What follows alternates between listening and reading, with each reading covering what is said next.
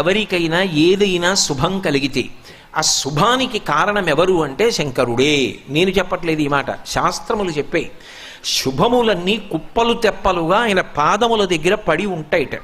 ఆయన అనుగ్రహించాడు అనుకోండి, ఓసారి ఇలా అంటాడు అంటే అది ఎగిరి వెళ్ళి ఇంటికి తోరణంగా పట్టుకుంటాడు. అందుకే ఒక గడుసు కవి ఒక మాట అన్నాడు, నేను ఓ పువ్వు పట్టుకొచ్చి మీ పాదాల మీద వేశాను అనుకోండి, నేను వేసినది ఇది పువ్వు, మీ పాదముల మీద ఉన్నది ఇది పువ్వు.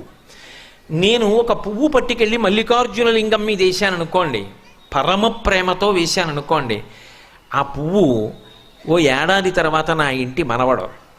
నేను ప్రేమతో వేసిన పువ్వు 2 ఏళ్ల తర్వాత నా ఇంట్లో మనవరాలు. నేను ప్రేమతో వేసిన పువ్వు నేను కట్టుకునే ఒక ఇల్లు. నేను వేసిన పువ్వు నాలో కలిగేటటువంటి భక్తి. నేను వేసిన పువ్వు ఏ వయస్సులో నాకు రావాలో ఆ వయసులో